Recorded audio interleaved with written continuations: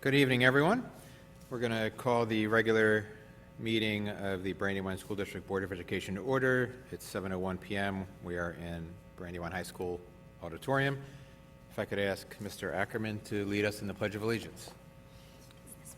I pledge allegiance to the flag of the United States of America and to the republic for which it stands, one nation, under God, indivisible, with liberty and justice for all. Thank you. Is there a motion to approve the agenda? So moved. Second. Motion and second. All in favor? Aye. That'll bring us to our school spotlights. I'm going to ask the principal of Brandywine High School, Mrs. Rebecca Reggio, to come on up and welcome us.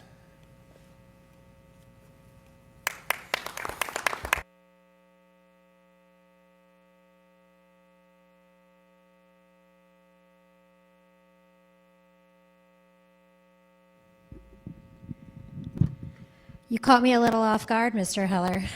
I thought I was free and clear after welcoming you once this year. But I'll welcome you back. That's just fine. Welcome to Brandywine High School. We affectionately call ourselves the place to be.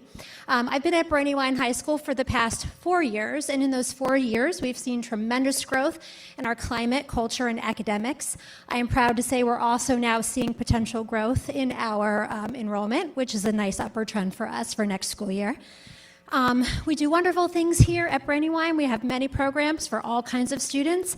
That's who we cater to, a very diverse population. So I'm proud to have you here again, hosting another board meeting. Thanks again.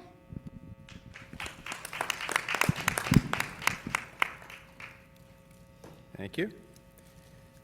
That brings us to our high school reporters, starting with Brandywine High School, Logan and Julian.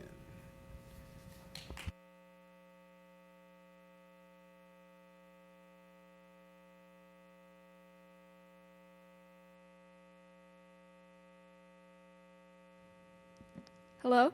Okay, there we go. Hello, everyone. My name is Logan Scott, and I am Brandywine High School Student Council President. I'm Julian, I'm the Vice President. And today we have many amazing updates to share. Before spring break, we held our MTSS Student versus Basketball game where students could attend and participate after completing a quiz about our school values. It was a fun, energy-filled way to kick off spring break with the student team winning with a buzzer-beater three-pointer. Our school celebrated many of the important staff in our building with National Assistant Principal Week and Dean Appreciation Day. We are so incredibly grateful to have such wonderful staff in our building. Two of our seniors, Cole Barniak and Jacob Smith, were named 2026 Secretary of Education Scholars, one of the highest honors for students in Delaware Public Schools, and we are proud to recognize these brilliant students. Our marching band has announced their halftime show for next year, titled Dreamin' of the Good Old Days, featuring many oldies related to dreams. Finally, we have many amazing sports wins to share. Our boys lacrosse team is having an impressive season with a 5-1 record and a notable 18-0 win over Mount Pleasant High School. Our girls soccer team also has a 5-1 record, and they are currently playing Concord High School. I believe they're 5-1. I believe, 1-1? 1-1. So let's all wish our Bulldogs some luck. Our baseball team has a 4-1 record. Our boys tennis team has a 5-2 record. And our boys volleyball team has a 5-1 record, including a 3-0 win over Concord High School. I will now pass it over to Julian Maroney.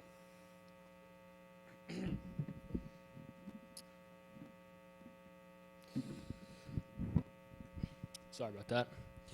So yeah, here at Brandywine, we've had a lot of events coming up in the month of the spring concert on April 28th will be in this auditorium with a feature of orchestra, honors orchestra, jazz band, steel pans, and the symphonic band. The spring vocal concert will also be in here on the April 29th with singers and a mix of different vocal groups performing. We also have a blood drive coming up, which gives students a chance to donate blood and help people in need. while a one-act festival on April 24th lets students perform short plays and show their acting and directing skills in front of an audience. On top of that, we have a lot of events coming up for our seniors, including prom and senior assassin, or senior soakers. Thank you, that's all from me. Go Dogs! Any questions from the board? I'll just go on record and say that the senior assassin game is not sponsored or endorsed by the school district. Period. Thank you. Be safe. Thank you. Thank you. That brings us to Concord High School, Michaela and Molly.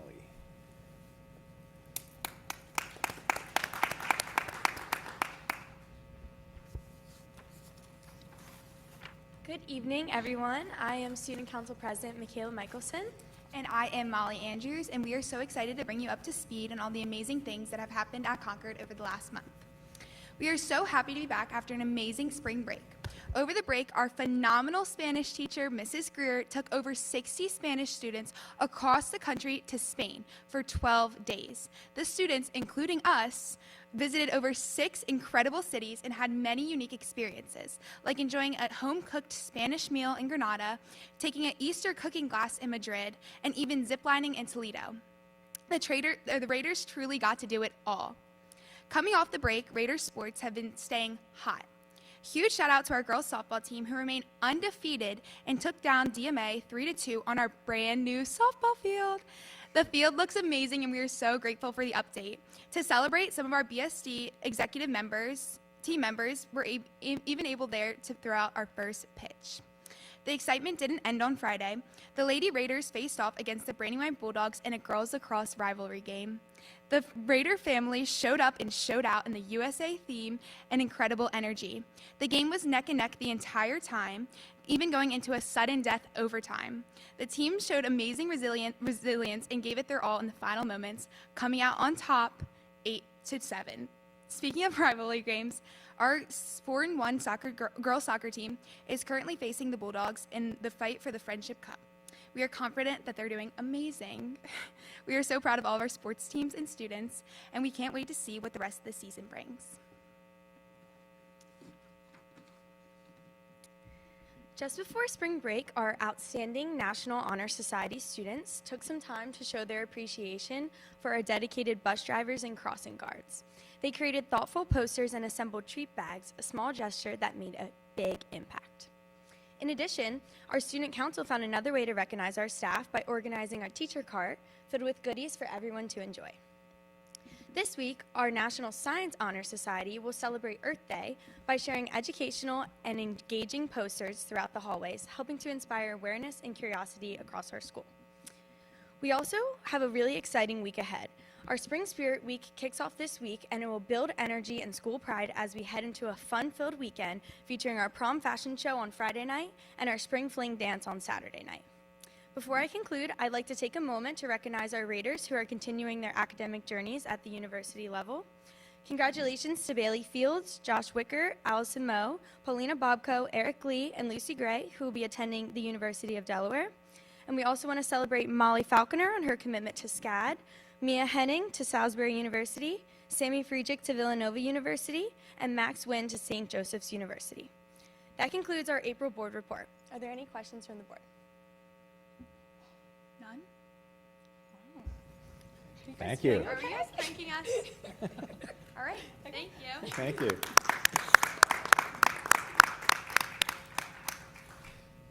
In Mount Pleasant High School, we have Stephen and Bridget.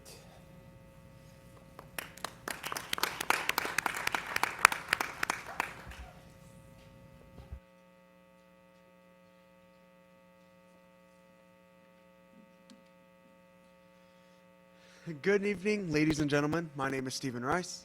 And my name is Bridget Schneider. We are so excited to be here tonight to share another incredible month at Mount Pleasant High School. We'd like to start by highlighting our AVID Showcase, one of the biggest academic events of the month. As a nationally recognized AVID demonstration school, Mount Pleasant welcomed educators from across the region to observe our classrooms in action. visitors had the opportunity to see how AVID strategies like Wicker are implemented across all subject areas. They also participated in a World Cafe, where our students led discussions and presented their learning strategies. It was an amazing opportunity for our students to demonstrate leadership, collaboration, and academic growth. We would also like to highlight the incredible work of our Black Student Union, who hosted their annual Visions and Vibes event. During this event, students created vision boards focused on what a just society could look like. The equality, leadership, and community that was created was powerful and centered around all these themes. This event, in participation with the YWCA of Delaware, continues to give students a space to express their voices, think critically, and grow as leaders. In addition to the impactful student-led initiatives, we've also seen students representing Mount Pleasant out in the community. This past month, our JRTC program had the honor to present the colors at a Blue Rocks game. Our students have also recently had the opportunity to participate in several educational field trips that connected classroom learning to real-world experiences. As such, our civics and economics students visited the Philadelphia Federal Reserve and the National Constitution Center, where they explored how government and financial systems operate in real life.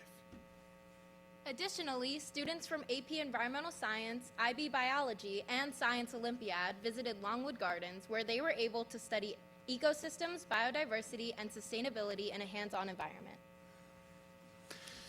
As always, our Mount Pleasant music program has been in hard work in preparation for their upcoming concerts and events. Recently, our Tri-M Music Honor Society had their 3rd annual coffee house performance at the Bellefonte Cafe, representing Mount Pleasant and sharing their talents with the greater community. Their performance showcased not only their musical talent, but also their dedication to sharing the arts beyond our school. Opportunities like this help strengthen both student confidence and community connections. We have also been so excited to host students from all across the district as our color guard welcomed 8th through 12th graders for their spin clinics. This event gave prospective students the chance to learn new skills, connect with current members, and experience the strong sense of community within our performing arts program. One of the most exciting moments this time of year is celebrating our senior class decisions. We are incredibly proud of our seniors as they commit to college and universities as career paths. Their hard work and dedication over the past 4 years is truly paying off, and we are excited to see all of them accomplish in the future. As seniors ourselves, this is an especially meaningful time for us and our classmates. In addition to these events, we would also like to recognize several important happenings that are not pictured. These include Del Tech's visit to Mount Pleasant, the start of DESSA testing, preparation in Special Olympics Unified Soccer, student involvement in the Newcastle County Honor Band recently hosted at Concord, and our 2 Secretary of Education scholars, Saritra Bhattacharjee and Aaliyah Gallimore Prado.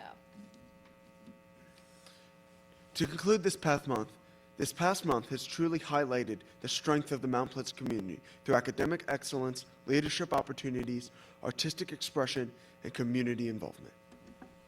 Thank you for your time, and as always, we are Mount. Any questions from the board? I have a question this time. Stephen, last time you were here, you told us you had a audition at Towson. How did it go? The audition went great, so great that I got my acceptance to their music program about a week ago, and I have committed to Towson University for instrumental music education. That's fantastic. Congratulations. Thank you so much. Any further questions? Bridget, you're a junior?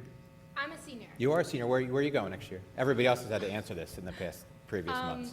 I actually was waiting to hear back from a few of my schools still, but over the weekend I heard back and I have made the decision to commit to Emerson College for theater education and performance.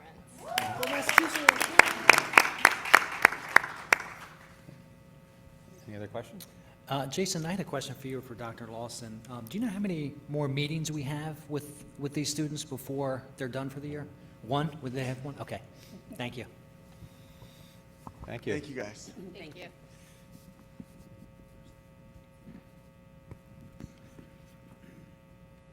And that brings us to Dr. O'Hanlon. Oh, right in front of me. My gosh.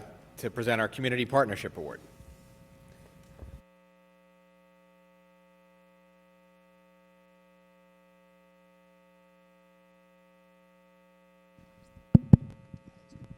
I'm on double duty tonight, so. We 3 times a year, a few times a year, we give out a community partner award, which goes to an organization or business that has been helpful and supportive of the Brandywine School District, our students, our staff, and our community. This evening, I'd like to ask Dr. Natalie Hess, who is our Director of Special Education and Support Services, to present this month's award. Good evening. On behalf of the Brandywine School District and the Department of Special Education and Support Services, we would like to recognize and thank Mr. and Mrs. Walker. They have partnered with us in our 3 high school Bridges programs at Brandywine, Concord, and Mount Pleasant High School to provide students with authentic, hands-on job training through the operation and maintenance of our vending machines located within our schools. Through this partnership, students gain meaningful experience in real-world employment tasks such as monitoring inventory levels, restocking products, adjusting prices, maintaining equipment, and practicing the professional and interpersonal skills that are essential for workplace success. These opportunities allow our students to build confidence, independence, and transferable employment skills that support their transition to life after high school. This collaboration exemplifies the power of community partnership and the impact it can have on preparing our students with disabilities for the competitive employment and greater independence. We are deeply grateful to Mr. and Mrs. Walker for investing their time, expertise, and commitment to supporting our students and strengthening our community. Please join us in thanking Mr. and Mrs. Walker for their meaningful partnership with Brandywine School District. Come on up.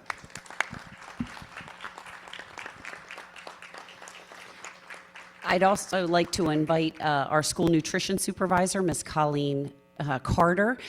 Mr. and Mrs. Walker came to me during coffee with the superintendent with an idea to put healthier foods in our vending machines. I passed them along to Colleen Carter, and she jumped on it right away. So this partnership has been multifaceted, and we really appreciate the work of these 2 individuals who welcomed our community partner and made a great place for kids.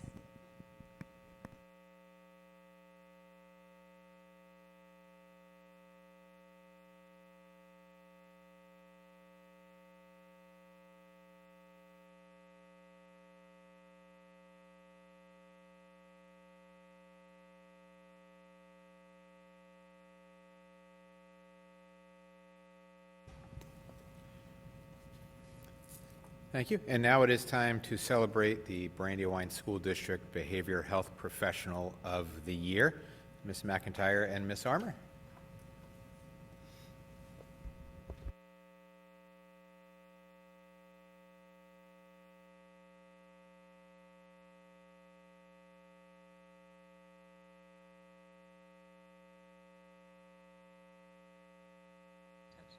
Good evening, President Heller, Vice President Scrobot, members of the board, Dr. Superintendent Lawson, all of our members that are here today from the Brandywine community, as well as those that are joining us online. My name is Delethea McIntyre, and I'm the Director of Human Resources for the Brandywine School District. Standing with me is Mrs. Leslie Armour. She is the Supervisor of Human Resources. And tonight it gives us great honor to honor the wonderful Behavior Health Professional of the Year for 2026. She is both the winner at her school, which is Mount Pleasant Elementary School, and she is our district winner. We're going to say a few comments about her and invite both she and her very proud principal, Mr. Matt Auerbach, up to give additional comments on why we are celebrating her this evening. It's one of many reasons, but we would like to invite you all to come up now, please, and would you all please join me in honoring Ms. Tara Lombardo, 2026 BSD Behavior Health Professional of the Year.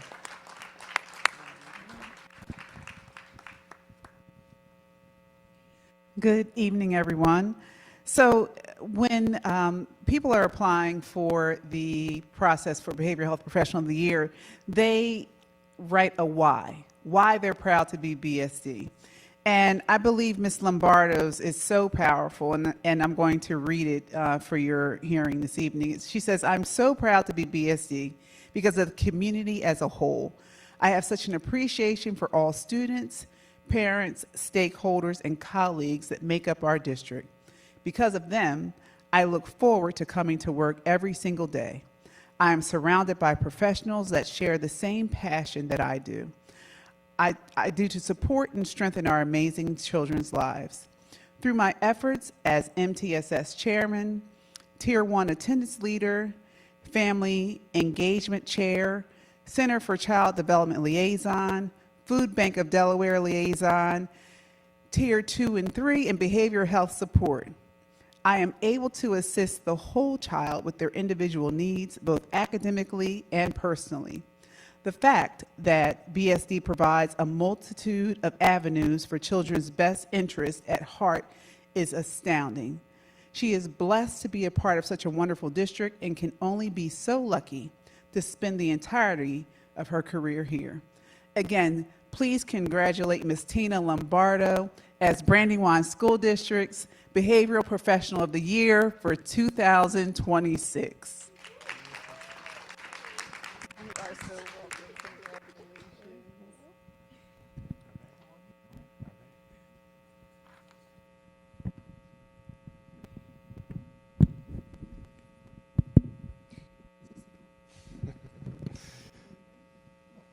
All right. Thank you, Dr. Lawson, board members, and the entire community, the entire Brandywine School District community, for the opportunity to recognize Brandywine School District's Behavioral Health Professional of the Year, Mount Pleasant's very own Miss Tina Lombardo. Like so many who were honored this evening, Miss Lombardo consistently goes above and beyond. From the moment you interact with her, her genuine care for others is unmistakable. While she officially serves as a school counselor at MPE, her impact extends far beyond our building, shaping the lives and futures of some of our most vulnerable students. An elementary school counselor typically serves in 3 key roles: delivering whole group instruction on topics like bullying and safety, facilitating small group support around experiences such as grief or family change, and providing short-term individual counseling for students in need of one-on-one support. Ms. Lombardo embraces each of these responsibilities with her entire heart and being, always taking the time to listen, connect, and ensure every student feels supported. One of the most powerful examples of her work can be seen during her lessons with our youngest learners. Ms. Lombardo has introduced a character, Teddy Bear, who travels with her from classroom to classroom. Through Teddy, she teaches some of the most important lessons our students will ever learn in elementary school, especially around trust and safety. By bringing Teddy to life with a distinct voice and personality, she captivates students' attention while keeping them while helping them to deeply understand concepts like personal safety and identifying trusted adults. Even more impressive, our kindergarten and first grade students remember these important details from these lessons, which I'm confident that they will bring with them to their lives beyond the classroom.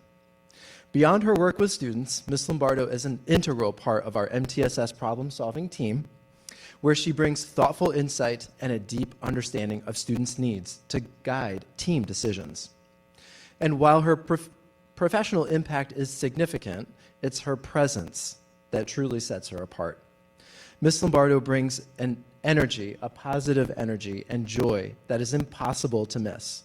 Her laugh, as you may have heard, if you've heard it, you'll know, can be heard down the hall as a way of lifting up the spirits of everyone around her. It's simply contagious and awesome that we have that positive spirit in our school. She brings that same warmth and positivity to every interaction with students, families, and staff. And it's true, it's real, it's not just made up, it is who she truly is. As if she hasn't already made a lasting impact on so many lives, Ms. Lombardo is also preparing to welcome her first child in the next coming weeks. If her work here is any indication, we know that she will be an incredible mother as well. One more time, please join me in celebrating Brandywine School District's Behavioral Health Professional of the Year, Miss Tina Lombardo.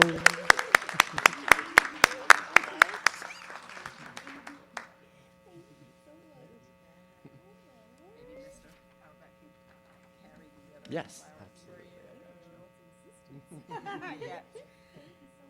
You are very welcome. And so Ms. Lombardo is competing in the state competition, though we do believe, and she did share, that her little baby boy is due to arrive somewhere likely the first week of May. So she will likely be watching online, but we will put up that link so that all of you may celebrate and watch along with us as we cheer her on in the state competition. Congratulations again, very well deserved, and thank you so very much, members of the board.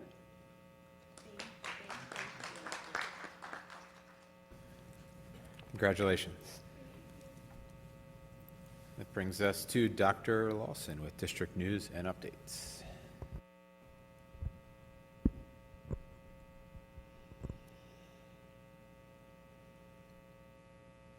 Good evening, Board President Heller, Vice President Scrobot, members of the board, and our audience and community.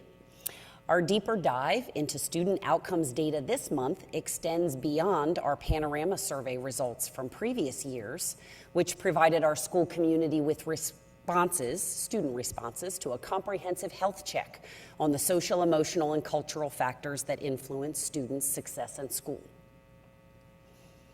Over the past 3 years, Brandywine School District has partnered with an external community group, Up for Learning, which stands for Unleashing the Power of Partnership for Learning.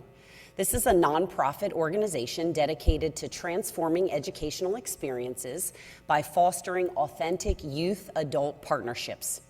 Together with students, they analyzed Panorama survey data to make positive, actionable improvements in their schools using appropriate advocacy strategies.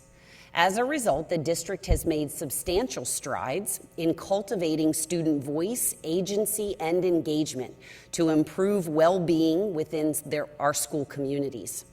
For example, youth leaders at Mount Pleasant High School identified the need for a space at their school for students experiencing mental health challenges during the school day.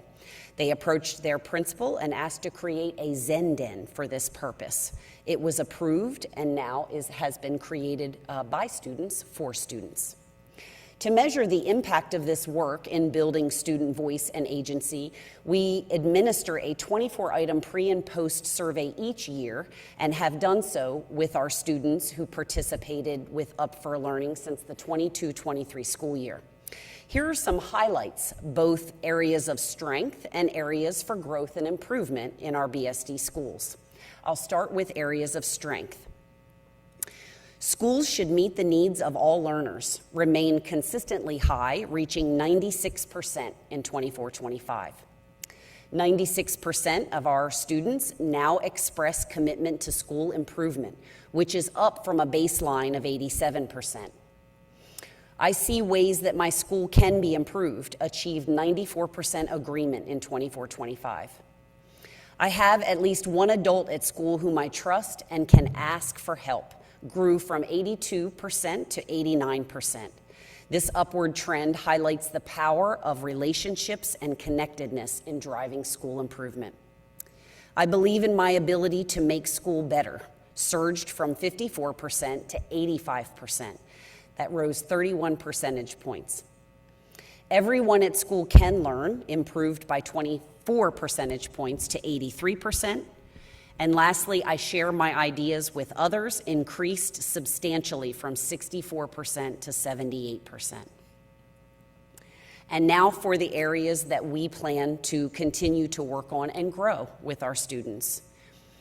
I feel responsible for making my school better actually declined from 87% to 69%, and we're in the process of breaking that apart to see what that's about. People at school listen to and respect my ideas, more than doubled from 26% to 57%, but overall agreement with this statement remains well below our goal. And lastly, I have conversations with other youth about how to make our schools better, actually decreased from 78% to 54%, highlighting that peer-to-peer relationships are one of our biggest areas of opportunity for growth. 6 BSD students were selected by their building principals to represent BSD as Secretary of Education Scholars for the class of 2026. Pictured on the screen are those that were selected from each of our 3 high schools, and as you heard, they were honored by their classmates here in the updates today. Please join us in congratulating Ms. Tina Lombardo, Mount Pleasant Elementary's counselor, on being named Behavioral Health Professional of the Year. We congratulate her again. And in the next slide, we are congratulating BSD teachers Alyssa Lucadamo from P.S. DuPont Middle School and Virginia Atkins from Brandywine High School for being named 2026 Yale National Fellows. Only 5 teachers from the state of Delaware were named this year. The Yale National Initiative through Yale University promotes the establishment of new teachers' institutes based on a partnership between school districts and a local college or university to improve teachers' content knowledge. Our fellows will participate in a national seminar led by Yale faculty and create a curriculum unit based on their own research to teach in their classroom. And after attending a 2-day orientation session at Yale in May, they will return for a 2-week intensive session in July, during which their seminars will meet daily and conduct research at Yale libraries. In November, they will return for their annual conference at Yale, which celebrates the fellows completing the program. Congratulations to our 2 teachers. And finally, our monthly video this month, with graduation just around the corner, we're excited to share a special throwback video celebrating our first commencement across our 3 high schools in 2022, compiled by our very own Mick Austin, who couldn't be with us tonight. The emotions of joy and nostalgia captured by our amazing videographer highlight the pride, accomplishment, and sense of community that define the important milestone of graduation, but also the Brandywine School District family and community. As we prepare to honor the class of 2026 this year, we look forward to creating this next chapter of unforgettable graduation photos and experiences for our students and families.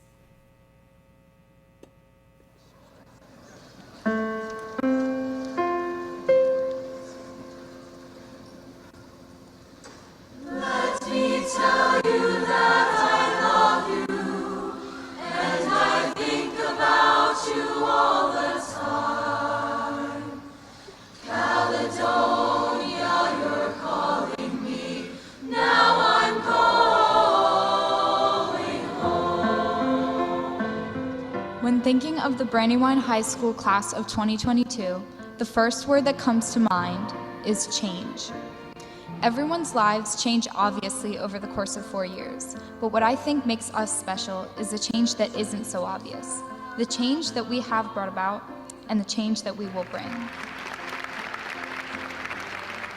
Our experiences at Mount have allowed each of us to grow academically, but also, and perhaps more importantly, taught us what it means to be a productive member of a caring community. As graduates, we're often reminded that we are the future. I truly believe that we will each make the future brighter. I'm so proud to graduate among all of you. Let me tell you that I love you, and I think about you all the time. Caledonia, you're calling me, now I'm going home. But if I should become a stranger, know that it will make me more than sad. Caledonia's been everything I've ever had. We have to believe in our ability to succeed. The truth is, success is all about our mindset, hard work, and dedication to the goal we want to reach. So let's leave today and start something new, and have faith in the magic of new beginnings. It's up to you on what direction you want your life to take. Today, we close the door to our past and open the door to our future. Today, we begin the new chapter of our lives. Everyone's path will be different moving forward, but together, we will always be C-High. Let me tell you that I love you, and I think about you all the time.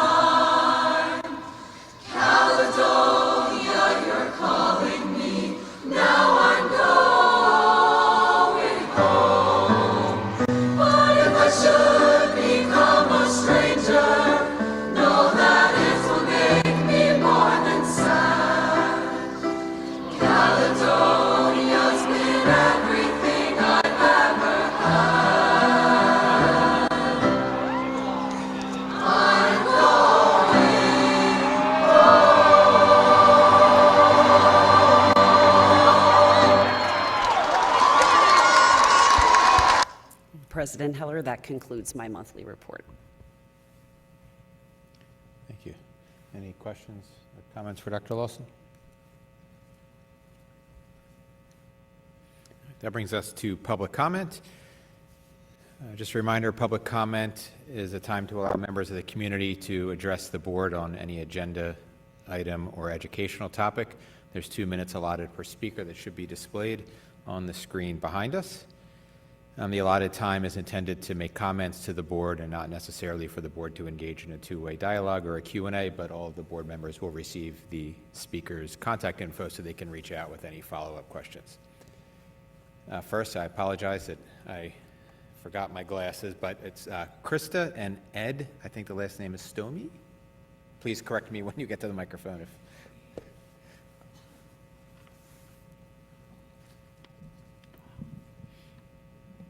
It's Stoom, but you're close. Stoom, okay.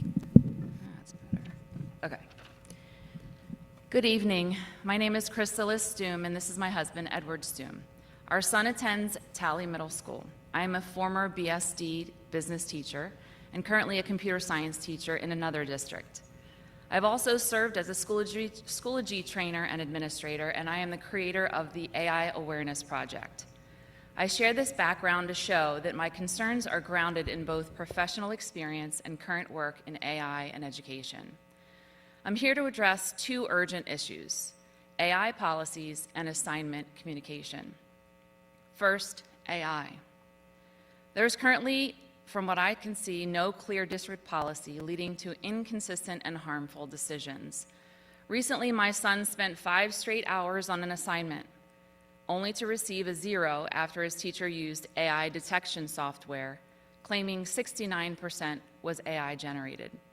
Tools used like ZeroGPT and Turnitin are widely known to be unreliable and prone to false positives. In fact, the Delaware Department of Education has advised both verbally and in writing against relying on these tools due to their inaccuracy. Despite sharing this with the teacher and administration, the concern was dismissed. The teacher then ran previous assignments through the software again and reported them as 100% human, once again relying on an unreliable tool. This has damaged the teacher-student relationship and significantly impacted our son's motivation. We need a clear district AI policy, guidelines on AI detection, and professional learning for staff. Second, assignment communication. Assignments are posted inconsistently across Schoology, Infinite Campus, or only verbally, creating confusion for students and parents. Students should not have to search for their assignments. I ask the board to establish clear expectations and ensure consistency across classrooms, because when a student can spend 5 hours on an assignment, receive a 0 based on an unreliable technology, and then struggle to find their next assignment, that's not a student problem, that's a system problem. Thank you. Thank you.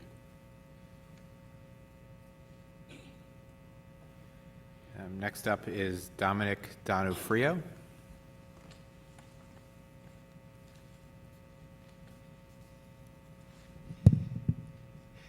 Yes, I'm retired Army Colonel Dominic Donofrio, and I lived in Edgewood Hills for 50 years. My neighbor is Red Arbach and Deborah Heffernan.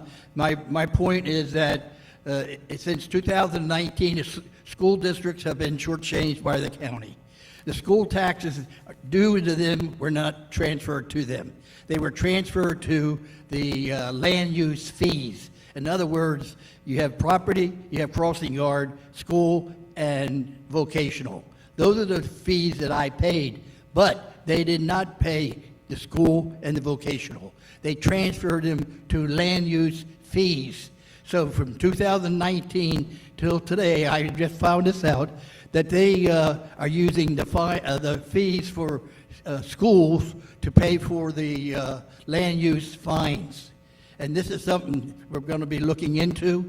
And I was on WDEL with Rick Jensen today, and he's going to be looking into it, and I have Dan McCoy also looking into it. So I think you should know that since 2019, all the school districts in Newcastle County have been shortchanged on their school taxes. So you may want to do an audit. Thank you.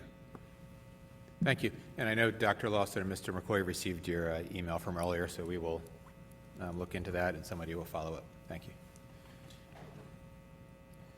And that concludes public comment, which brings us to board member liaison reports, starting with Mr. Ackerman and the Delaware School Board Association Executive Board. Yes, the School Board Association Executive Board met in March. The one thing that I want to bring back to our board is the association changed its position on legislation proposed by Kim Williams, which would allow the district to continue to split the tax rate between commercial, or I say residential properties and non-residential properties. At the legislative committee meeting prior to that, the legislative committee had voted not to support that legislation. However, in the executive board, it's a different system. Districts are weighed based on number of units that they have. So in our case, Brandywine has 3 votes. Myself as president of the association, I carry a vote, so that makes 4 altogether. And the other Newcastle County districts also carry significant weight based on their size and the dues that they pay. But we also were able to convince our counterparts in Kent and Sussex County that the legislation simply gave you the option to split the rate, didn't require you to split the rate. There was concern in the lower counties that splitting the rate would discourage commercial operations, and that was kind of the rationale originally. I also wanted to report that the Delaware had 3 districts present at the National School Board Association annual conference in San Antonio. We also had the Bo Biden Foundation come.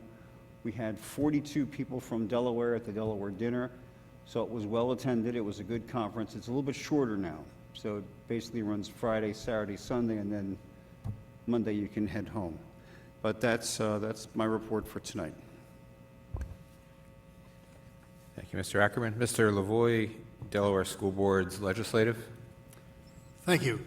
The Delaware School Board Association recently asked for input about some bills the General Assembly was going to be considering. Here are just 3 that would affect our district.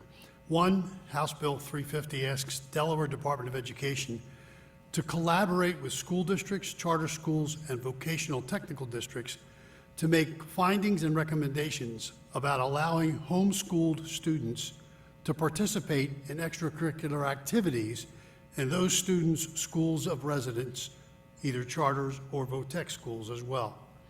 Those findings and recommendations would be due by December 31st of 2027. If you have an opinion about this, you may want to contact your local legislator. Another bill, House Bill 349, would extend the disabled veteran school tax credit to change the standard from 100% disability to 80% or more disability. And while the Brandywine School District supports honoring our disabled veterans by extending that tax credit, we will request information more from the state about what fiscal effect that might have so we can plan accordingly with budgeting responsibly. A third Senate Bill 277 establishes comprehensive protections and reasonable accommodations for pregnant and parenting students. Among those protections and accommodations are excused absences for labor, delivery, up to 5 days for pregnancy-related illness, and medical appointments for the student or their child, 6 weeks excused leave following childbirth, physical accommodations like secure and private lactation rooms, increased desk sizes, access to elevators, and modified transportation schedules.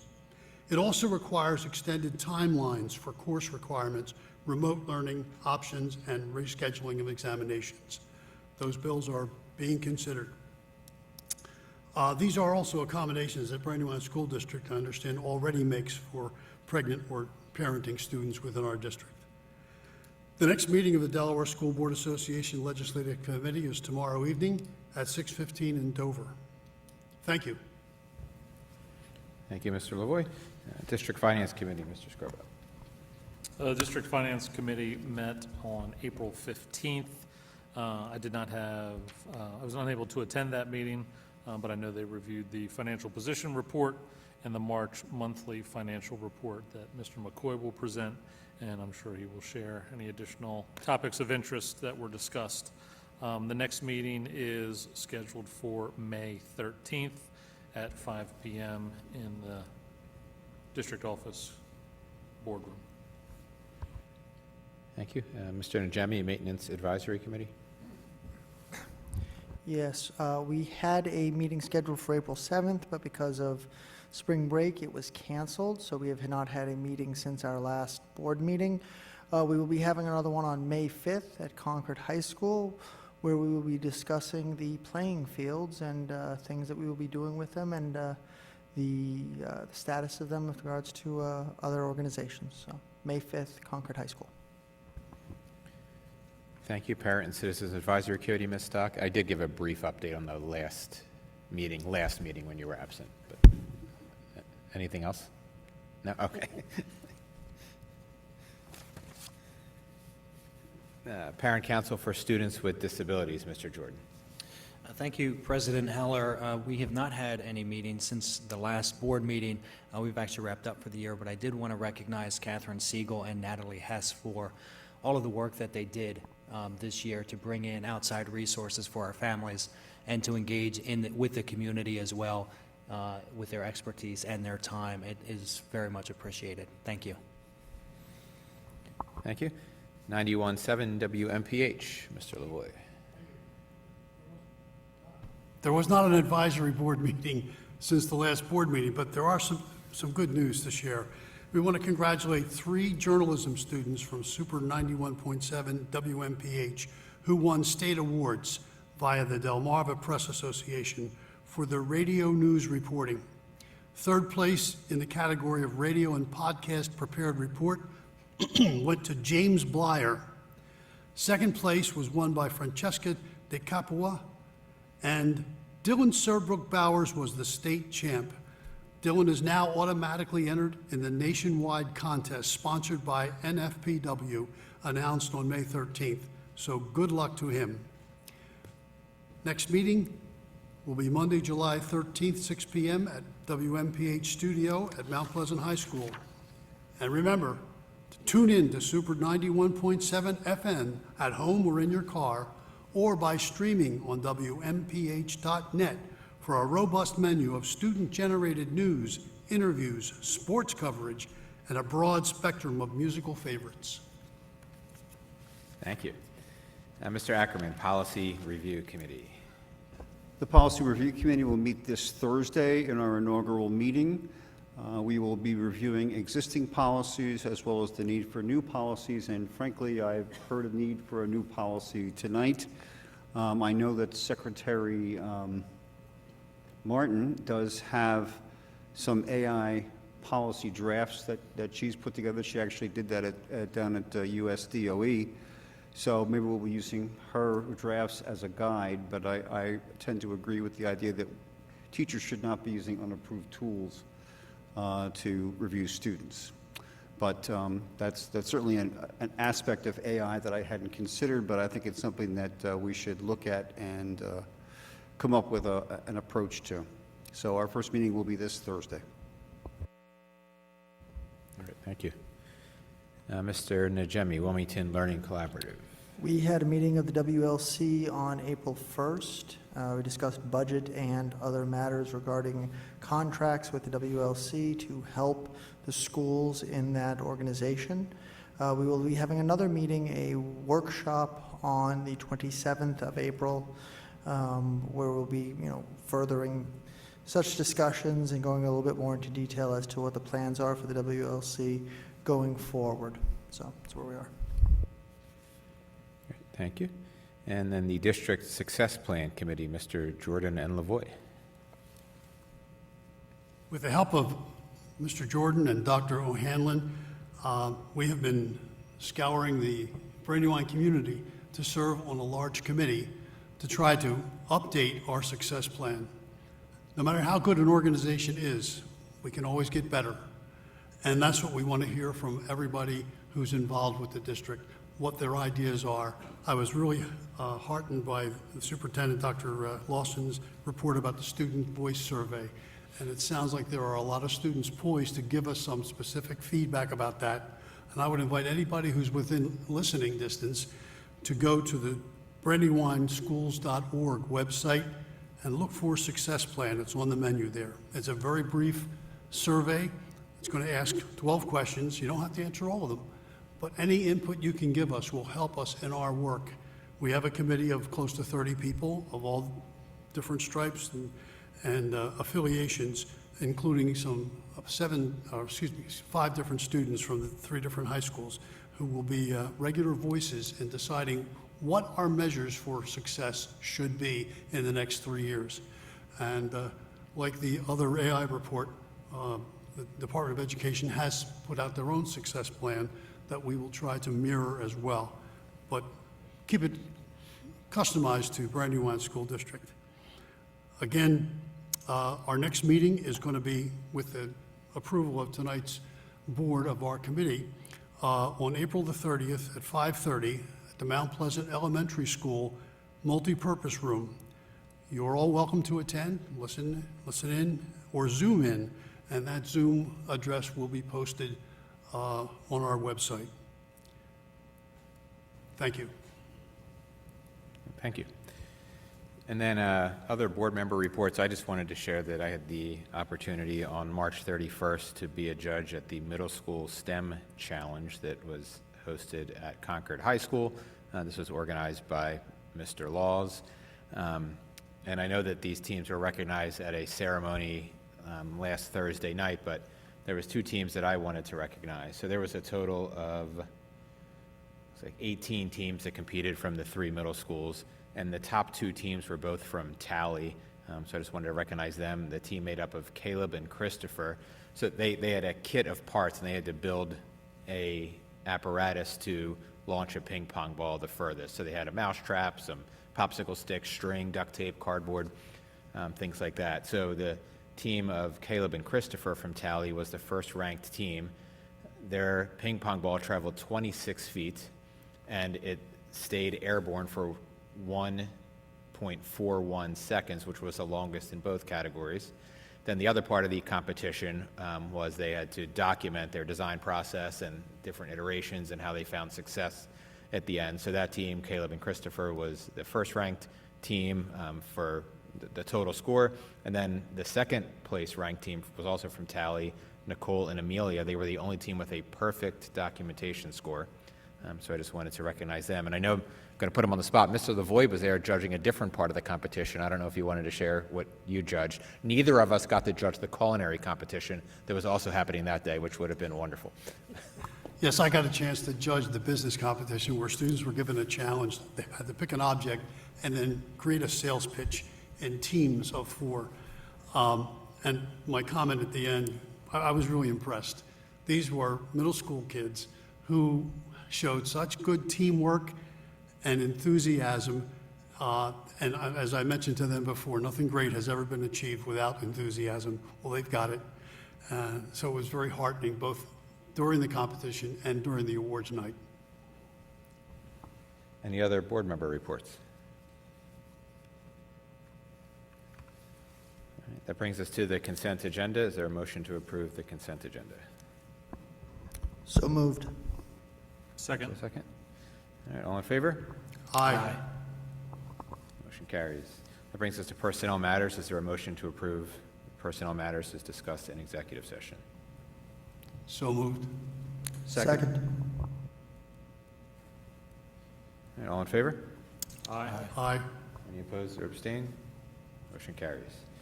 That brings us to student matters. Is there a motion to approve student matters as discussed in executive session? So moved. Second. All in favor? Aye. Any opposed or abstained? Motion carries. That brings us to old business 9A. Mr. Lavoie and Mr. Jordan, approval of the district success plan committee members. The board policy when forming a committee requires that the board approves or appoints members to the committee. So Mr. Lavoie and Mr. Jordan have been working for the past couple of months to identify a great committee for this project. Do you have anything to say before we vote? The board was provided the list. I would just echo what Mr. Lavoie said earlier about the community representation that you see on the list. It was attached to tonight's agenda, but you'll see we have current staff, we have retired staff, we have district alums, we have students, current students, we have community members, we have community organizations, and they come from a very wide range of life experiences as well. So I think this list really does represent the Brandywine School District community, and it's going to produce a success plan for the district and the district community. Move to accept. Okay, is there a second? Second. All in favor? Aye. Aye. Any opposed or abstentions? Motion carries. That brings us to new business. Dr. Rivera? 10A is the Boys and Girls Club lease addendum.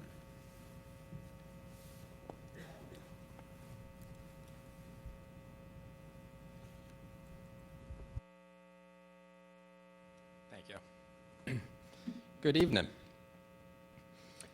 Tonight I would like to briefly talk about conversations and negotiations we are having with the Boys and Girls Club regarding an addendum to the current lease agreement that we have with them at Darley Road. I am not asking for any action to be taken tonight. This is just the first introduction, first read to the conversation that we are having with the hopes of coming back as early as next month for a vote. The draft of the current lease negotiation is actually in diligent for the board to see. I'll also give a little background that we've been in conversations with them for about a year. Dr. Lawson's been part of the initial conversations, and I do want to give a special thanks to John Reed, who has been knee-deep in this with me as well. Great, so we are talking about the lease agreement at the Darley Road site. Darley Road has a former school building for the district and then has transitioned to supporting some district programming over the years. About a decade and a half ago, we went into an agreement and partnership with the Boys and Girls Club when the space became available at that location. Currently today, we have half of the building is being used by district pre-K programming alongside the other half of the building being used by the Boys and Girls Club. This proposed addendum is to the lease is aligning towards our current and future BSD needs, which we'll talk about. It's also important to note that there are scheduled capital projects to begin this summer there, which would include replacing the chiller, rooftop cooling towers, 2 boilers, and associated pumps and piping. And the cost of that is going to range somewhere around $500,000 to even up to $800,000 this summer. So as I said, we went into the original lease with the Boys and Girls Club back around 2009. That's when our partnership began, and included a capital reserve requirement and a 10-year term with renewal. There was an addendum in 2011, and then an amendment again in 2018 that was approved by the board that made some changes to this. The reason why we're in this conversation today, even though there's still an additional year left on the current lease, is for a couple of reasons. One is that the district needs additional space as we await the new Bush School to be developed and open. So we have a significant need for seats for that programming that we offer our community. And the second reason is that we have the larger scheduled capital projects that are scheduled to begin this summer. And Boys and Girls Club, in their current lease, is expected to pay a portion of that. So it became a natural time for the two of us to come back together and say, before they pay a large chunk of money towards the district, they are also reevaluating how much space do they actually need to do the programming, because that would be the amount of money they would have to pay us. So it's becoming a win-win scenario for both sides right now.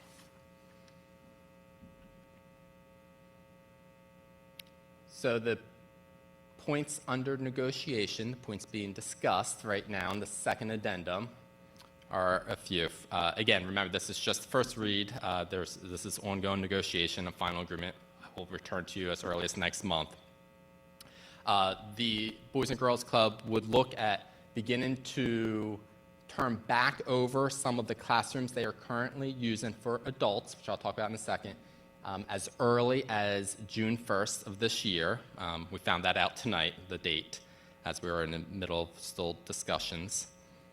The space utilization by the Boys and Girls Club is actually not spelled out in a current lease, which is all the more reason why we need this spelled out in a lease agreement with them.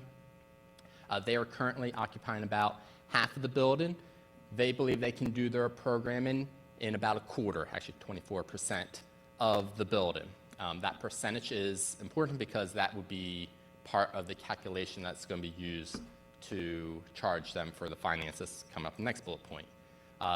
It's important to note that they house a lot of adults there full-time at the Darley Road site that's not directly involved with the before and after care programming that we offer to our students through the Boys and Girls Club.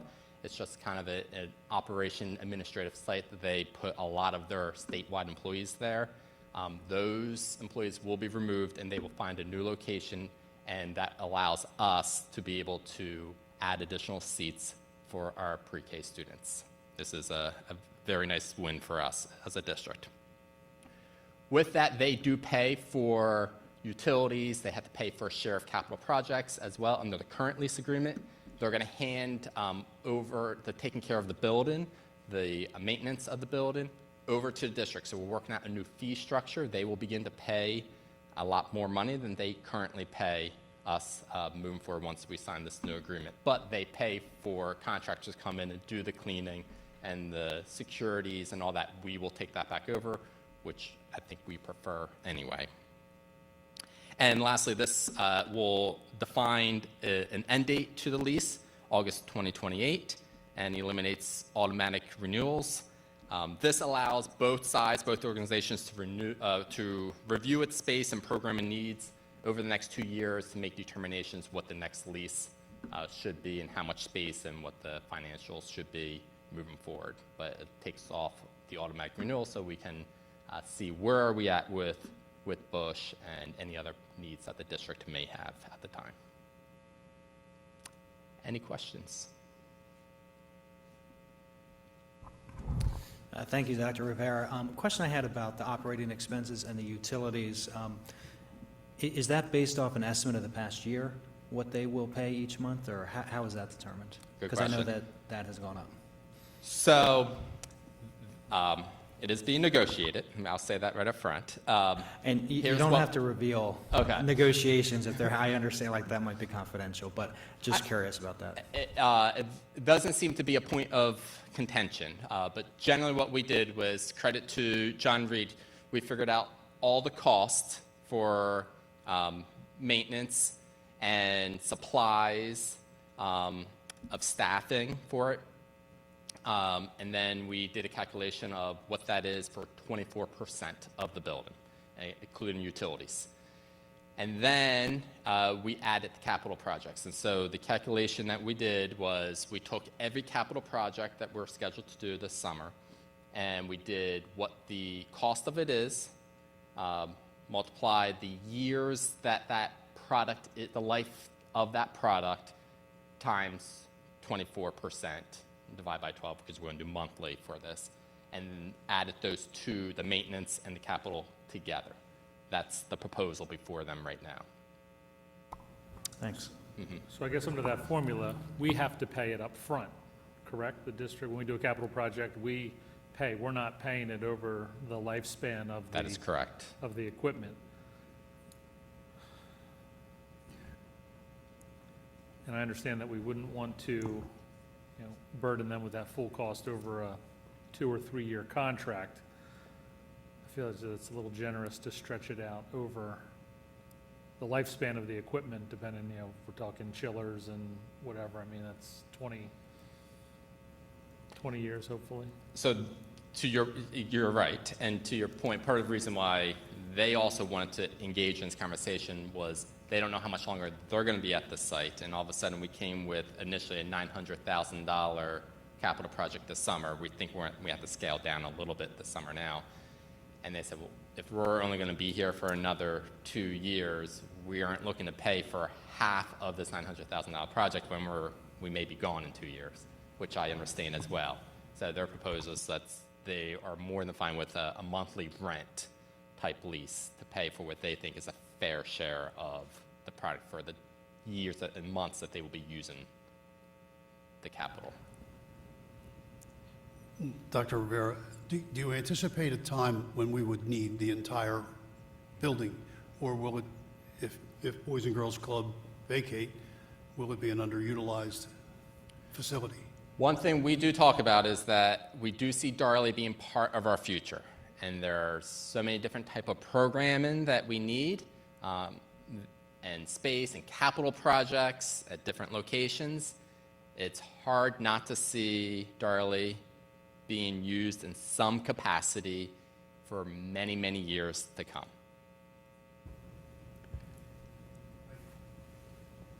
Dr. Rivera, I assume they're keeping the gym. We're sharing the gym, so we're going to do a 50-50 on the space on the gym. Okay, so because our pre-K can use the gym and they can use it before and after school. How about for outside facilities users? Because I know we're short on gym space, so I'm thinking, I don't know how late they're there at night. Is that gym space available for facilities use? Yeah, I'm going to write that down.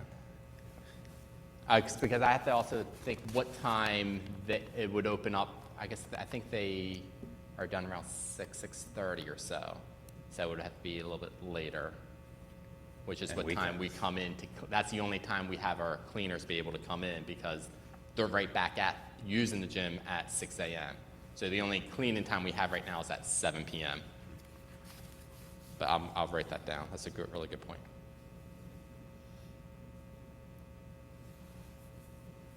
Yes, because right now the gym's under lease for them, and we're going to take it back as 50-50. Thank you. Thank you. Okay, next up is 10B, the Code of Conduct Committee for the Student Code of Conduct First Read.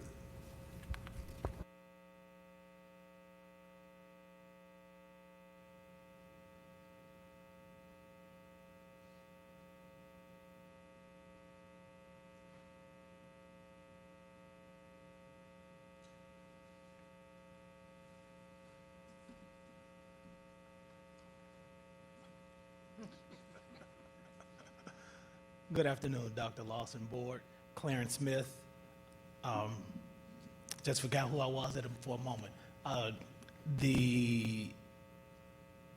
over transportation. I lost my whole thought. I didn't know I was up first. I'm excited to say first that transportation is now being considered properly in the Code of Conduct. Students who ride the bus now will understand that the behaviors that they have are represented in the Code of Conduct, and they will still be held accountable for those just like they are in the school, so we are extremely excited about that. Second slide.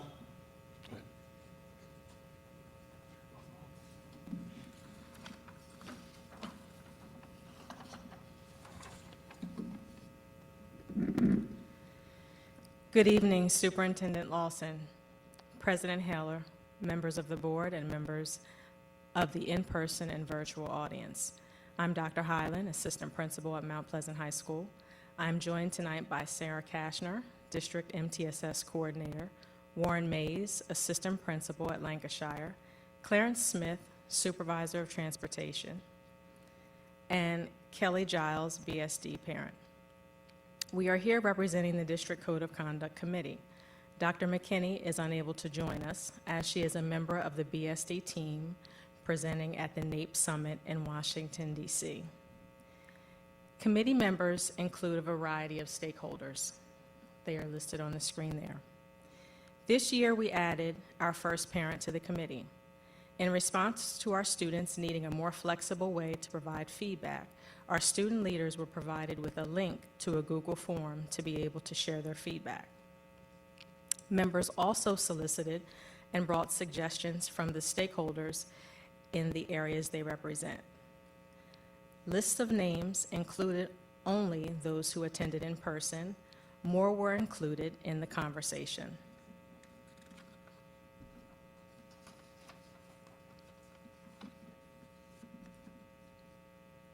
Next slide. Our committee meetings and our commitment. Our work began at the end of the second marking period. Our committee met monthly, and we solicited feedback from stakeholder groups. Our guiding principles of the Code of Conduct Committee centered on creating a safe, nurturing learning environment. Please change the slide. Establishing grounds for equitable treatment for all students, providing proactive supports and interventions to teach appropriate behaviors through multi-tiered systems of support, namely through restorative practices and behavior modification. Here at Brandywine School District, the Code of Conduct is one way we create and maintain a positive learning environment to our students. Our code is restorative. It is important to remember that over the past couple of years, state regulations have mandated that MTSS and restorative practices are incorporated into our school's climate and culture. Over the past couple of years, we have added these components to our code.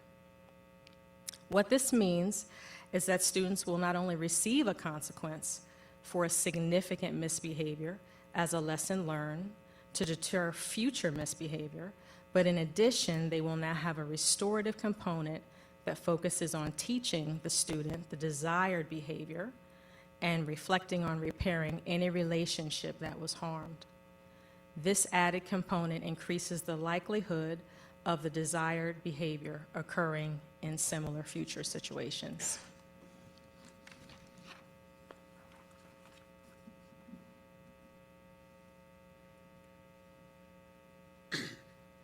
We go back one slide, please. That'll help us out. Thank you.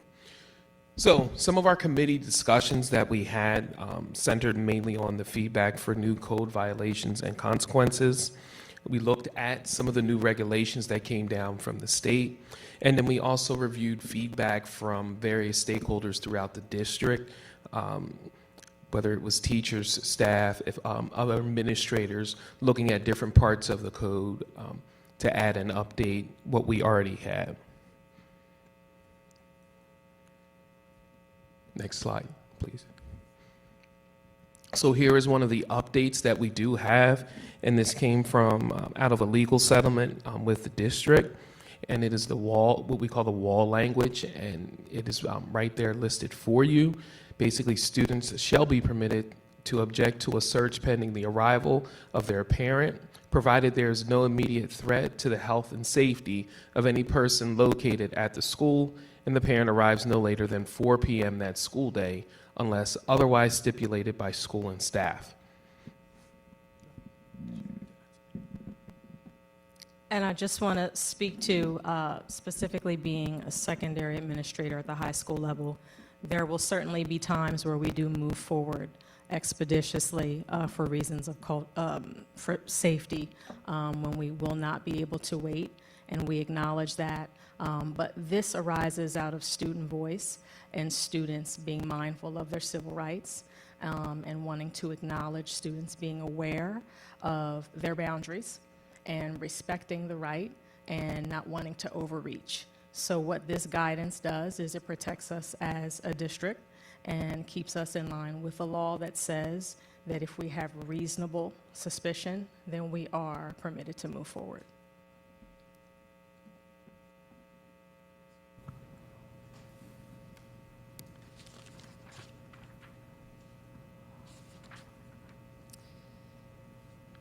Next slide, please. So we're here to talk about excused absences. So a number of years ago, we added we had an adjustment to the 3 consecutive days, and we're permitted the building principal to ask for that doctor's note. We have found, and this actually came from multiple places, we had a building request that we add some language that's not just 3 consecutive days, but that we could ask for multiple non-consecutive days and a doctor's note. So we are requesting consideration for that addition today.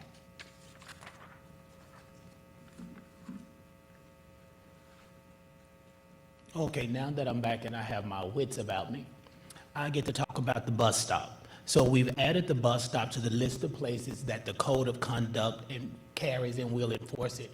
We removed the 10 school days and replaced it with each day requirement for parent/guardian approved individual trust designated for a family to must meet kindergarten. And so all of our kindergarten students are must meet students, which means a parent or guardian has to meet them when they get off the bus. So instead of it being 10 days, it is now every day for our younger kids that someone must meet them so they're never left alone at the bus stop.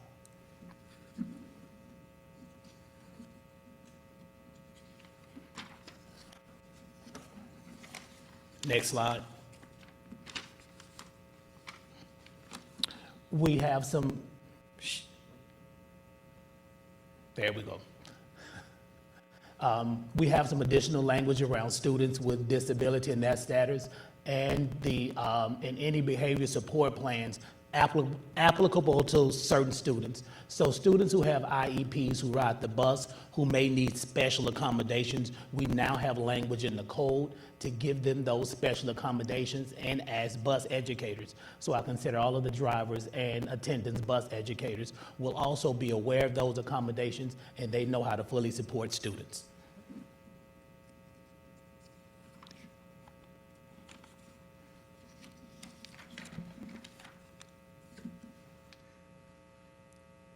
And just to add, that language does protect students in classrooms as well. So that's the bus, but of course, in classrooms.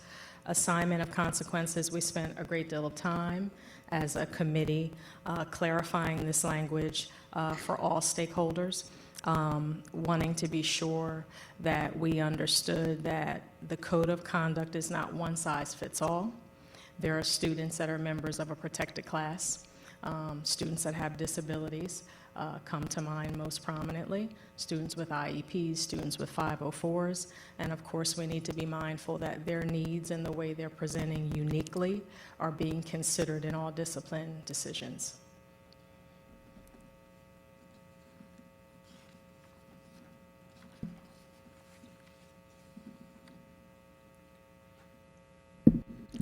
Some other notable conversations from the elementary realm came from dress code violations. There was a strong conversation around this as far as consequences for our younger students coming out of dress code, so to speak, and trying to remove the punitive issue from those students, because it's not necessarily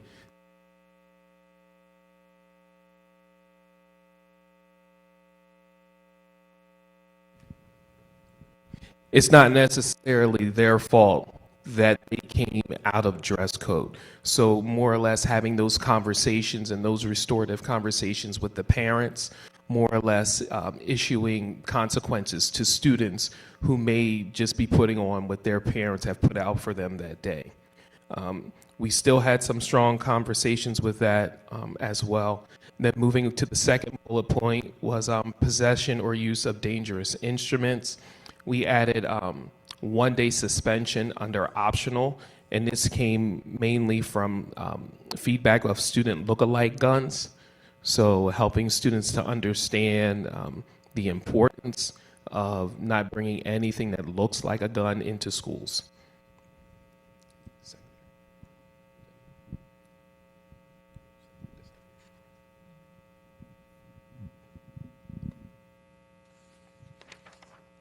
Along the same lines with dress code, again, at the secondary level, as students are reaching that age of maturity and they're able to communicate and articulate their why, inviting them into the conversation to make decisions and inform the code and what they are permitted to wear and why, and their choices and decisions didn't always win, but we certainly heard them and allowed them to be a part of the dialogue.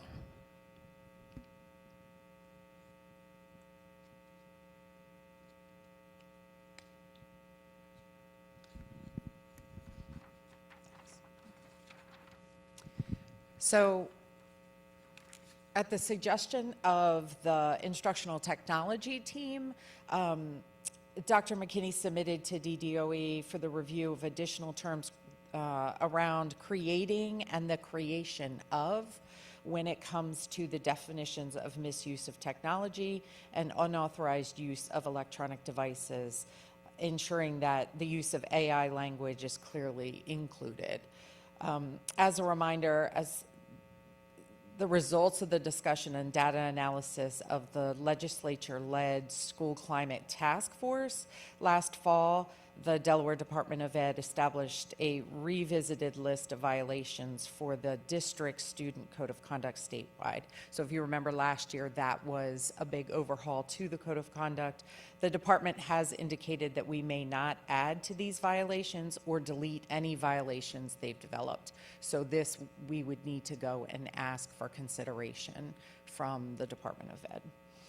To support your communication, the updates for your boards, you're welcome to share the reasons below. Align the state and federal reporting related to discipline, improve data quality and reporting by providing a uniform set of codes and definitions, create clearer guidelines for addressing behavior, move away from using crimes to describe student behavior, streamline the number of offenses, particularly for school crimes, and eliminating the offenses that were not utilized across the state. So that was what that overhaul last year did, and aligned every district across the state with those outcomes for this year, which has gone better than I thought it was going to.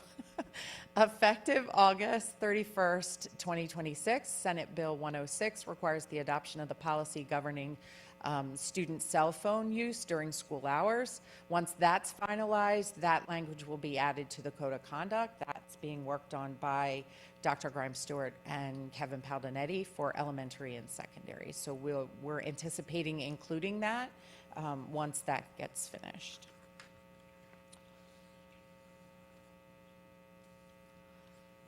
So we aren't asking for a final tonight. This is the first read, gives you time to look it over, and we'll be back for a final approval on May 18th. We're happy to answer any questions tonight, or we can take questions back to the committee as a whole. I have a quick question, not on substance, but I guess usability. For the online version, I don't know if it's the committee or our publisher, but is there a way to add live links, especially in the table of contents that bring you to the policy? It's a long That'd be nice. document, and it's a lot of scrolling. It would be great if you could just click and go where you needed to go. Yes. I'll take that back, but that's a great idea. Anything else? Quick question. When whatever is agreed upon is finally finalized, is there any plan for disseminating not so much the actual policy, but the changes, letting stakeholders, I'm not sure if it's administrators, teachers, principals, and people like that, as well as students know these are things that have changed, just be aware. We know it's a 150-page document. You don't, need to read the whole thing because you've been involved in the school, but these are the things that have changed, just so that you're aware, especially I think the bus stop is a perfect example. Some kids goofing around there, and they're, no, this is something different now. This is like you're in that foyer right there. So typically we use something that looks a lot like a table of contents that just mark new changes, sometimes denoting in color, so we are aware of what has changed from year to year. I appreciate that feedback as well. And based on contracts, we do send that out by a certain date each year, and we send it to all staff. I have a question. So about the student refusal for a search, what are you categorizing as a search? Is it a search of locker, property? Is it a search of person? Is it, can they refuse all of them? Does the person have to ask for the student's permission prior to doing it? You said that if there's reasonable suspicion that you can still do the search. I would have thought that you would have had to have had reasonable suspicion regardless to do the search. So I'm just wondering, I guess I'm a bit concerned about the slowing down of, events that are occurring and trying to do investigations, and investigations in schools are oftentimes, furious at a furious pace. I'm just a little concerned about that. If a student, so I guess the first question is, what defines a search? So is it of their person? Is it a property? What is it? All right. I don't know if we're able to go back to that slide.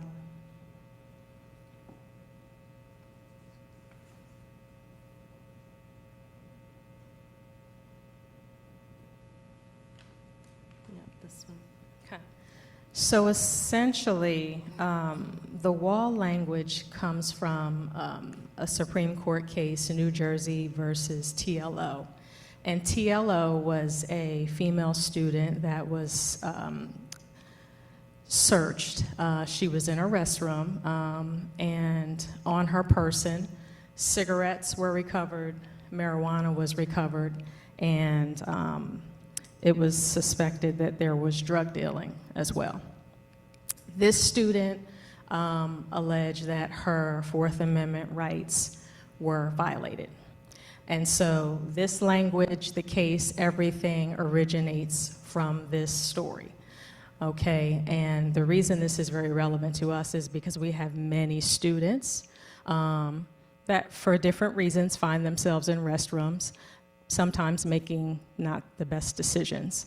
And what I think is important for the code to protect us in is that we do not have to stop when we have a reasonable suspicion. So if we suspect that there is a violation, we do have a green light as a district.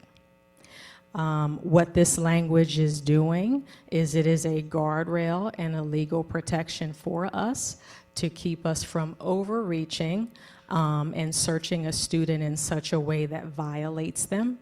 A search that would be something, for example, we would never do. We would never do a strip search. Correct. Something excessive, an overreach in the eyes of the law. So this is guidance in the form of language here. Okay, but the takeaway for this evening is if a building is in jeopardy or there is danger, we are not stopping because a student says stop if we have reason to believe that the building is unsafe. Right, and I understand that like something like a suspicion of a weapon or something like that, obviously, that would, but, so this is kind of like more a search of the person. Correct. So if it's, okay. But we can certainly search a locker. Okay, I was going to say, because a search a book locker is school bag. property. Yes, So, right. property in person. Anything on the school premises. So then you're waiting for, so then in that case, before you do the search of a person, so even something like, can you empty your can you empty your pockets, can you, this and that or whatever, so that has to have like, can I ask you permission to empty your pockets, to, turn your hoodie inside out, that kind of stuff. That is what you're saying, that you have to wait for a parent to get to school by 4 o'clock? So what this has looked like, and I'll use myself as an example, Yeah. not universal. Right. If we suspect danger, we would engage an SRO. Okay, and that elevates and escalates the situation at that point. But if a student is simply resisting Right. and we don't suspect something dangerous or harmful, I place a phone call to a parent, say that parent says, no, I want to be present, I can be there in 15 minutes. I wait with that student, parent arrives, search continues. That's what it looks like. So something did, so if, like you had used the example of a suspected drug search. So would that be considered, like, kind of like danger? Okay, Yeah. I just want to make sure. The difference would be something like if you suspect something like a drug deal or dispersion of drugs or something like that, then that would be something where you would involve the SRO officer.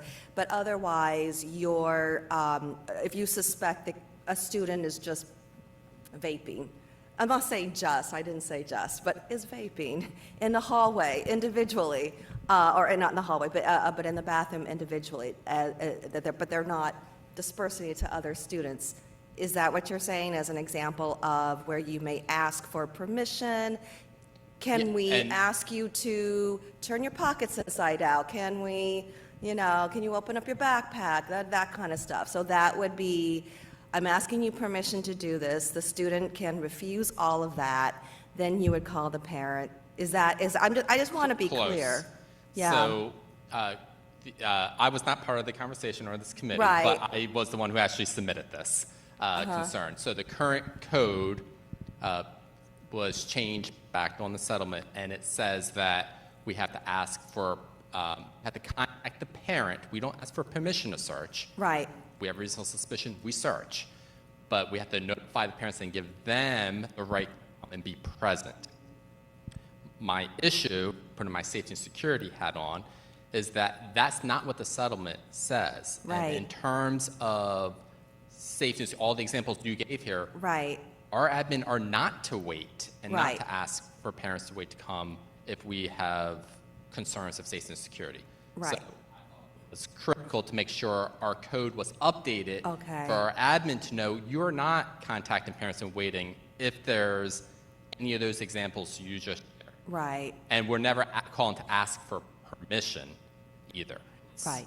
You are, if it's something minor, like you said, then the parent is welcome to come and be present during the search if they can make it by that time. Right, I see what you're saying. So then just as a logistics, so let's say the parent says, I can be there before 4 o'clock. What happens to the student? Oh, okay, all right. All these logistics, and I can imagine, the slowing down of things, and so, but I feel better knowing that there are situations where you have to move forward, because you have to move forward for the safety of the building, so. Completely agree, and that's why we want to make sure the code says that. All right, thank you. What if it's a situation where those described the vaping situation, so no danger, no physical danger, and reaching out to the parent, they either can't be reached or they explicitly say, I can't be there until after 4 p.m. What occurs then? We're allowed to proceed without the parent. Quick question on the updates to level 2 violations. When we talk about misuse of technology and unauthorized use of electronic devices, is that limited to school devices or personal devices on our network? Is that all encompassing? Do we need to add any language there? I'd have to go back and look at it.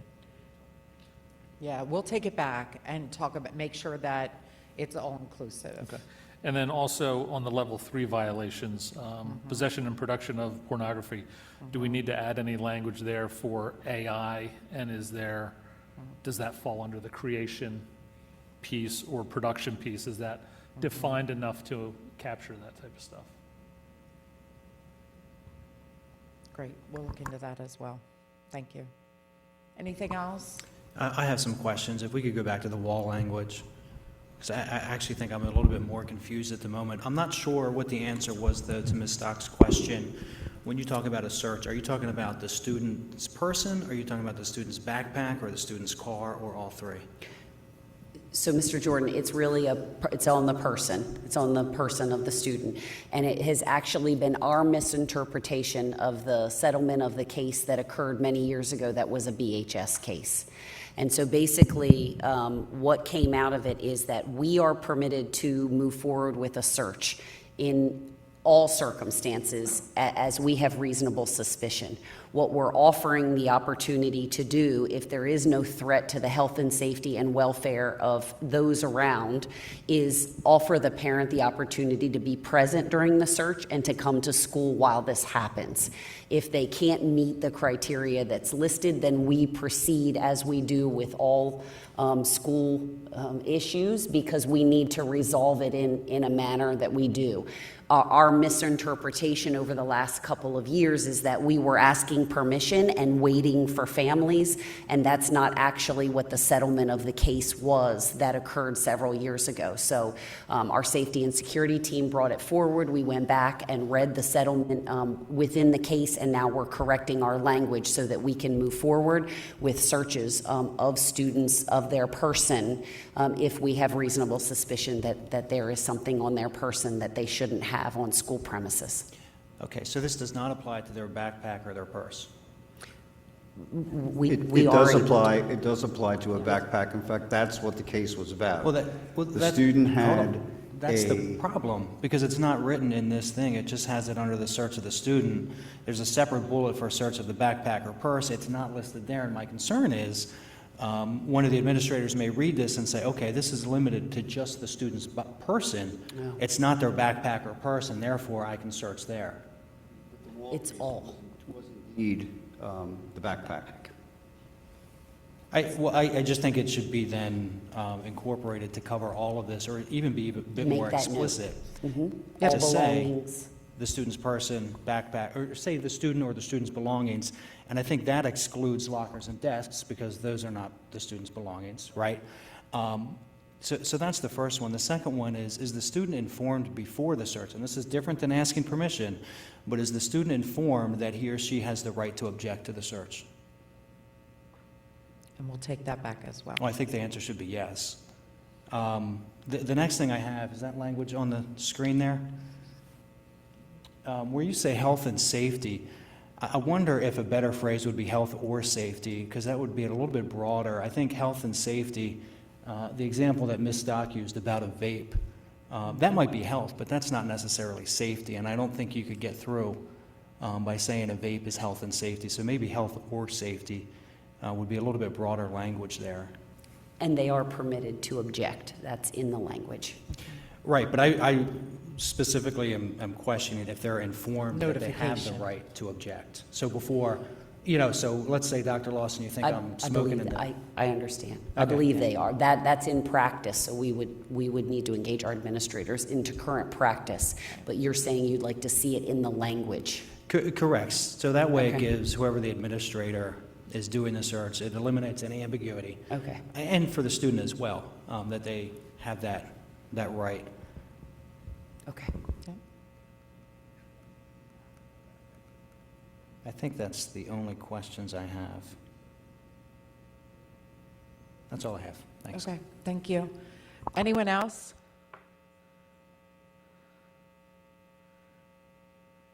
Okay. I'd like to applaud your efforts. This is hard work, and like with any legislation that makes sense, it's going to take revision after revision. Thank you for your time and your effort. Thank you. Okay. Thank you. Thank you. Thank you, team.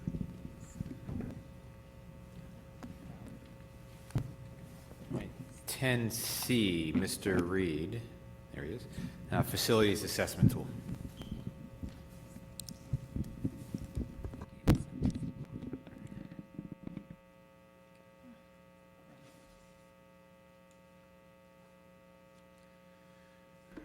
Good evening. I don't know if we have the slides for this, but the Facilities Assessment Tool is a document, there we go, that's required by the state by Senate Bill 270 that must be approved by the board, submitted to DOE, the Controller General's, and Office of Management and Budget by May 1st. Second page. Please, next slide.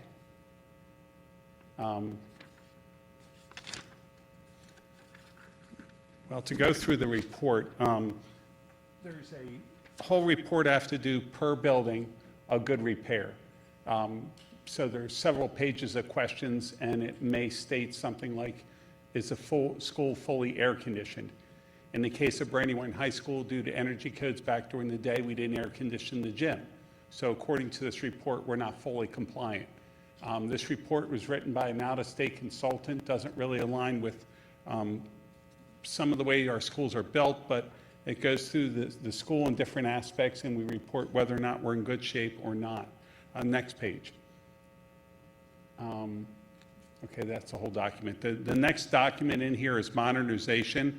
I'll just go on with what sections are. In modernization, it may ask a question such as, is the building fully insulated? our buildings are very old, so of course they're not, but the roofs are. So we answer the question whether or not we're fully compliant, partially compliant, or not compliant at all. Not making any judgments, we're fully ventilated, but, insulation, the floor slab's insulated, so this has many pages on that. And then the last page on this, or the next page is on, that's asset life cycle. It'll have in there, the assets are rated by square footage, boilers by BTUs, chillers by tons, roof by square footage, and they actually ask how many square foot of brick is there on a building. So we plug in the number. For bricks, it has a lifespan of 100 years, but that's hard to answer when you have Mount Pleasant Elementary, which has 13 additions. So the bricks, are very many years in there. So the report goes through the asset life cycle and then reports where a building is on its life cycle due to industry standards. And along with this document, I'm submitting required by the state, which is about 98 pages of information for the state on our buildings. But I'm also submitting a document that the Brandywine School District has put together that we feel is more useful, that gives a projected cost to maintain our buildings over the next 10 years, also includes the cost of our CN requests, and also spells out, like Mount Pleasant High has 29 roof areas. We know the age of each of the roofs, when the warranties will expire, the cost per square foot, and each roof is of a different material. So we're submitting our own report that has all the information because we feel that's more valuable to the Department of Education and the office is asking. So tonight I'm asking for approval of the document. I'll submit it to DOE and we'll be in compliance with the code. Are there any questions? It's a wonderful read if you're ever looking for something to put you to sleep. Move to accept. There's a motion. Is there a second? Second. All in favor? Aye. Any opposed or abstentions? Motion carries. Thank you. Thank you. Mr. McCoy, tax exemption refund.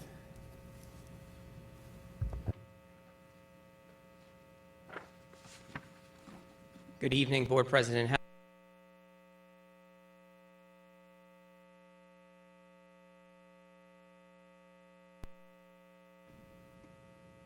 Vice President Scrobot, Superintendent Dr. Lawson, board members, and audience members. The first item for your approval tonight are tax refunds to two entities within the Red Clay Consolidated School District.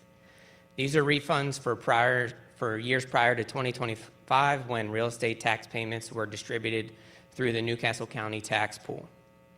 One entity was determined to be tax exempt and the other entity overpaid their taxes. The total cost to BSD is $181.80.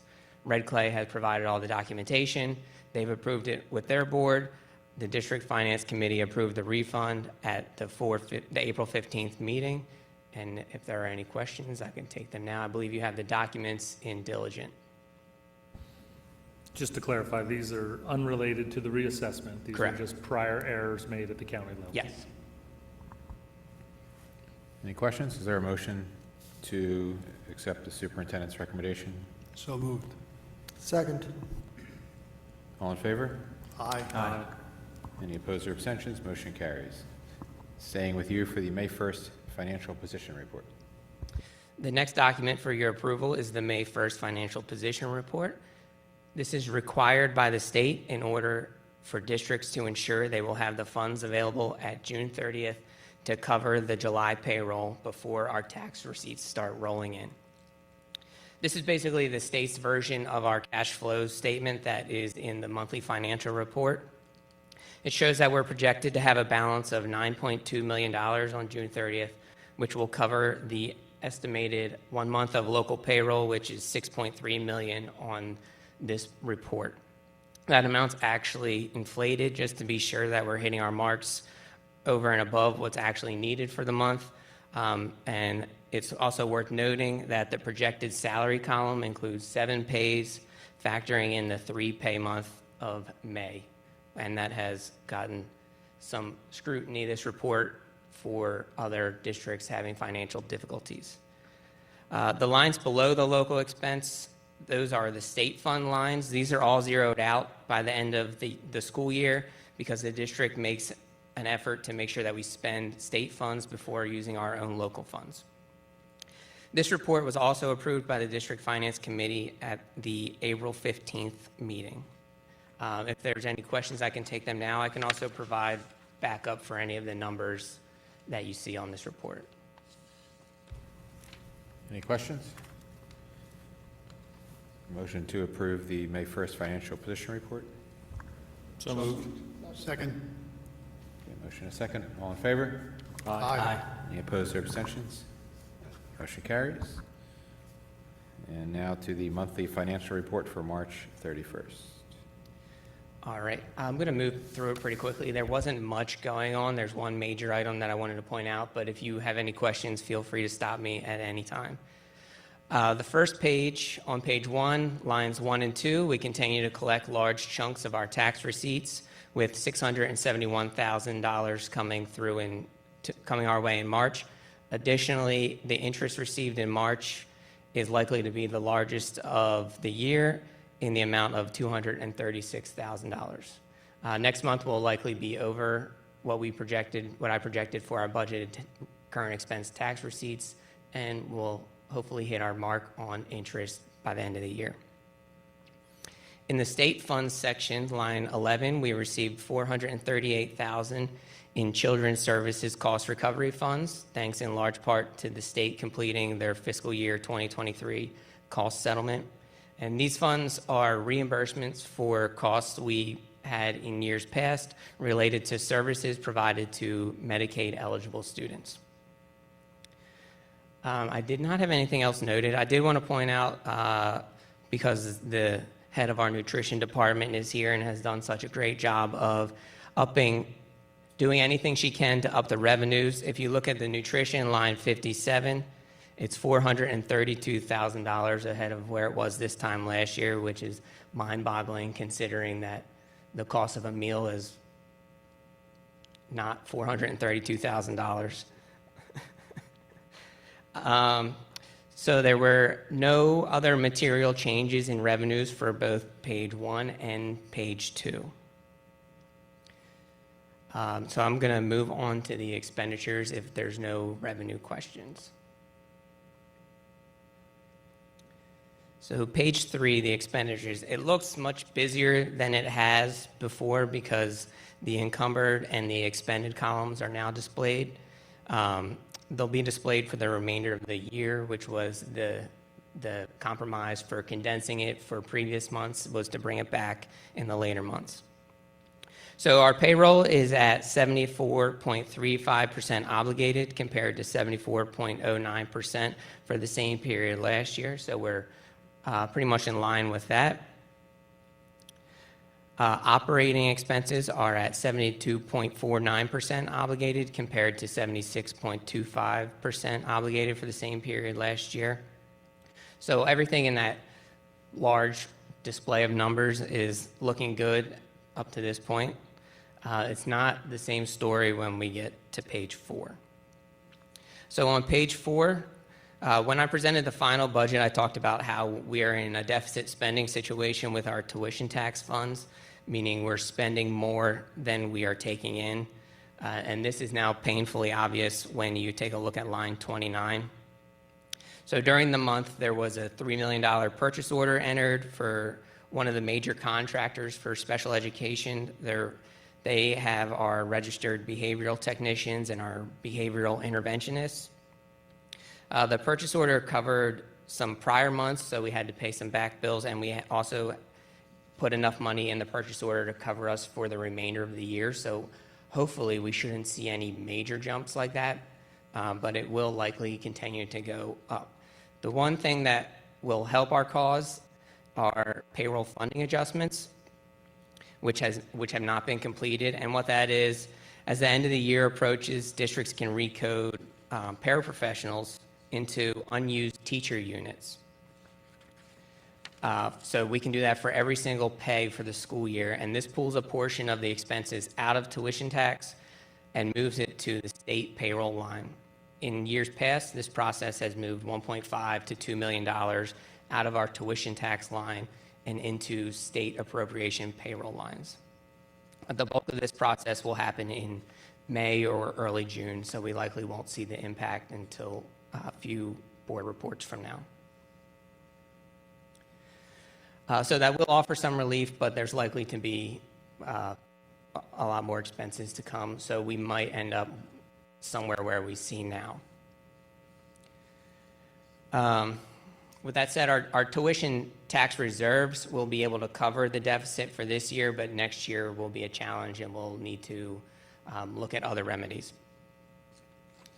Moving on, you'll see that there's a small over budget on line 41, IDEA 619, and this is just because I budgeted for what I thought would be spent, which was not the full portion of our IDEA federal allocation. We've actually received a $111,000 for IDEA 619.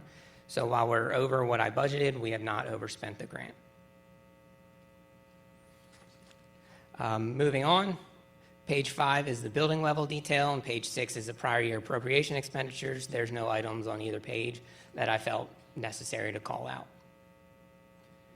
And finally, on the cash flows on page 7, once again, there's no major changes from last month. The projected balance is slightly less than last month because the March actual revenues were slightly less than projected. The ending balance of $9.2 million is in line with the financial position report that you saw earlier.